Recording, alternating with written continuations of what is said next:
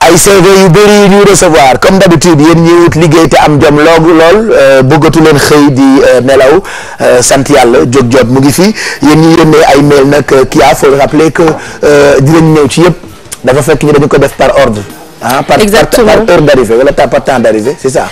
Oui, enfin am na ñoo xam ne ñoo njëkk yónnee seen CV et enfin c'est depuis le mois de mai. Je pense qu'actuellement maa ngi ci mois de ñu yónnee seen CV au mois de juin juillet dinañ jàll ci août septembre octobre pour commencer. Donc aujourd'hui nous allons démarrer avec le CV de Mohamed Ibrahima Sy. Donc Mohamed Ibrahima Sy a eu son diplôme, son master en recherche en sciences de gestion option finance à l'UGB en 2012 et en 2013-2014 il a eu un DES en méthode statistique et économétrique au CREFDES CRS du Soir.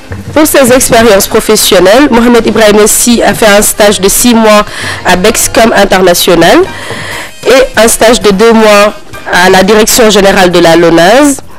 Aussi, un autre stage à la mairie de Bignona, c'était un stage de 4 mois. Pour contacter Monsieur Sy, vous pouvez appeler au 77 265 08 59 ou au 33 835 73 25 ou par mail à simouhamadkole@gmail.com. Nous avons aussi le CV de Boubacar Sané. Boubacar Sané qui a eu donc ses derniers diplômes de 2008 à 2009, maîtrise des sciences économiques à l'université Cheikh Anta Diop de Dakar.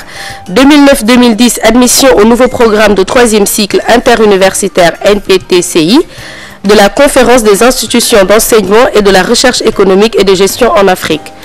De 2010 à 2012, diplôme d'études approfondies en sciences économiques à l'université Cheikh Anta Diop de Dakar et de 2011 à 2012, un doctorat en sciences économiques. Pour ses expériences professionnelles, M. Sané a donc en avril 2013 un changement climatique, approche économique avec le docteur Mamadou Dansokho, enseignant-chercheur à l'UCAD au CRE. De septembre 2012, formation sur les procédures parlementaires initiée par la Jeune Chambre internationale de Dakar. Mai 2012, politique énergétique, changement climatique et gouvernance mondiale, l'exploitation des sables bitumeux canadiens avec le docteur Guillaume Durin de l'Université de Lyon. Pour contacter M. Sané, appelez au 77 457 68 49 ou par mail à boubacarsanekole@gmail.com.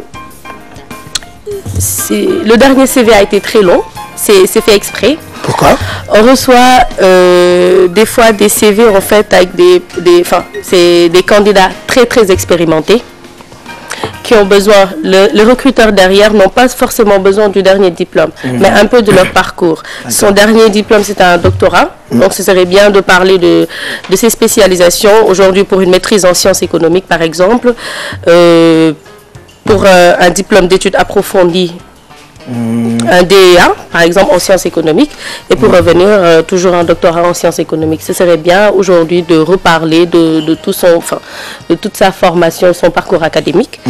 Et éventuellement, pour ses expériences professionnelles, j'ai trouvé nécessaire de mettre toutes ces informations parce que, en tout cas, moi, j'ai été impressionnée.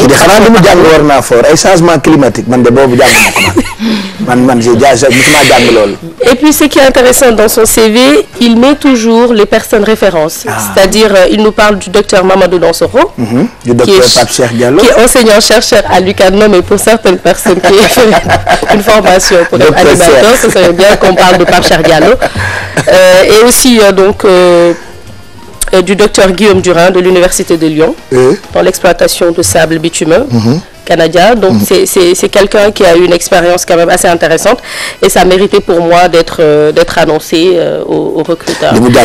Politique énergétique tamit jàng na ko. Jàng na ko. Ok. Kii dafa garaaw. Xanaa du ma garaaw. Xanaa du ma mën a jàng.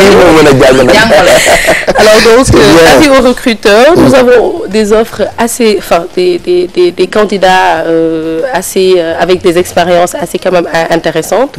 Ce serait bien aujourd'hui, je pense, on a eu des retours retours, hein. Il y a des personnes qui ont été contactées. Ah, c'est bien. Oui, on a eu des messages d'encouragement de certaines agences de recrutement. Et je pense que duñu taay saa su ne di ñëwaat ci ay CV yu bees, ñëwaat ci ay offres d'emploi. Et comme je l'ai annoncé tout à l'heure, on allait parler de contrat à temps partiel. Mais dommage, l'élément. Et puis on n'aura même pas assez de temps pour ça. Il est 7h49. Alors, mais je vous laisse comme d'habitude. Ça va, il y a quelque chose sur ma tête? Pourquoi tu non, il n'y a rien sur ta tête. Tu rejoins pas, chef? Ah bah merci. Pour le sport. Bon, mais c'est cool. En tout cas, il faut rappeler l'adresse pour ceux qui veulent toujours nous envoyer leur CV et qui sont en quête de job. Exactement, que vous soyez recruteur ou demandeur d'emploi, envoyez votre CV sur Yewulen, YEEWULEEN, TFM collé, @gmail.com. Voilà, important adresse boobu ci ngeen ñu yónnee seen ay CV. Merci beaucoup. alors damay def ni xale bu jigéen ñi. d'accord vas-y. sama slogan bi naka la ay nelaw. soxla bu teew ay nelaw faju ko. soxla bu teew ay nelaw faju ko. Chérif boobu neexul. xale bu jigéen ñoo la gën a garaaw de moom créé na ko sam ba toog de ah. mais la morale dans ce qu'elle fait moom c'est que ñun ñi nga xamante ne xaw nañ am liggéey dañu war a sant yàlla. parce que regarde le monsieur là comment il est diplômé. ah oui. c'est hallucinant quoi. raison pour laquelle je suis allée jusqu'au doctorat pour faire comprendre. recherche climatique kay ku ko jàng nag li nga jàng fort na. exploitation énergétique j'ai vu. énergétique parce que moi dans mes diplômes il y a pas d'énergie. amul d'énergie. bi yaa koy. Et puis le CV il est sur 4 pages. ouais tu as juste tënk quoi. j'ai juste résumé en quelque sorte. moo tax des fois nit da nga war a arrêter de se plaindre et tout simplement. c'est clair après nous autres nous sommes comme ça da ngay gis ku ci liggéey commencé ma sonn liggéey bi daf ma soof par exemple moi samedi j'étais au concert jusqu'à 5 heures du matin j'arrive chez moi liggéey bi daf ma soof léegi quoi mais boo xoolee bu ci biir nag ñàkk xam sa bopp weesuwul rek naan dama sonn ci liggéey bi c'est abusé quoi. war a liggéey tamit def correctement ça c'est quand même hallucinant parce que dañuy xeex pour am liggéey et mauvaise habitude au Sénégal ah dem ba am liggéey après def comme si yow egsi nga en fait plafonné nga comme am nga liggéey bi rek c'est bon maintenant tu as réussi. J'allais en parler mais malheureusement on n'a pas le temps. C'est ce qu'on appelle le sens de la responsabilité. C'est une valeur importante. nga ci ku ci nekk bàyyi xel. buñ la joxee liggéey na nga ko fonk. ñu jox la liggéey comme on a dit 8 heures de temps nga am de la journée. Tu consommes que 2 heures. et ni productif pour l'entreprise ni pour toi-même. Tu gagnes de l'argent à la fin du mois looy gagné weer bu dee da nga ko mérité. C'est important nañ si bàyyi xel. Pape Cheikh genre cas yi tamit da lay interpeller si nit yi tam di entreprendre parce que xam nga tey boo demee ba am doctorat je pense que di nga am tamit yenn possibilité boo amee sax fond bu ndaw nga jéem a mettre en place quelque chose par rapport ak li nga jàng.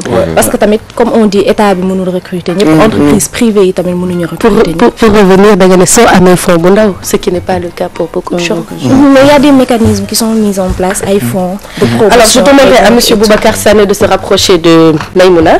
Je pense qu'elle a la solution. Si vous nous regardez monsieur Sané. oui moom mën na ko. mais on était dañuy wax ci liggéey ba jàdd ci le fait que fii Sénégal dañuy dem ba duñu xasee que d'habitude duñu fonk sax suñu liggéey quoi. exemple bi moom la Boubacar Sané ak diplôme yi nga xamante ne am na ko. suñu classe gi am liggéey souvent dañuy caaxaane suñu liggéey quoi. et c'est pas bien liggéey kenn du ko caaxaane. dafa dem ba daf ñuy topp aujourd'hui keroog yaa ngi ci jël exemple boo demee ci représentation diplomatique yu Sénégal yi nekk te bitim réew. Normalement on dit que c'est des Sénégalais alors nañu góorgóorlu nag ba xas boobu dañ ñuy liggéey quand même ah mooy conscience professionnelle c'est ça c'est important sens de la responsabilité ñu ciy bàyyi xel sens de la responsabilité merci jërëjëf Kya Aidara loolu am na solo en tout cas ñun fajar gu jot ñu wax ni soxla bu teew ay nelaw faju ko ce qu'on va faire tout de suite mooy jàll ci seen séquence fitness puisqu'il est 7h53 alors quelques exercices en attendant le premier journal wolof de ce lundi 13 octobre 2014 tey da ngeen ñëw dugg rek ñetti ñu bees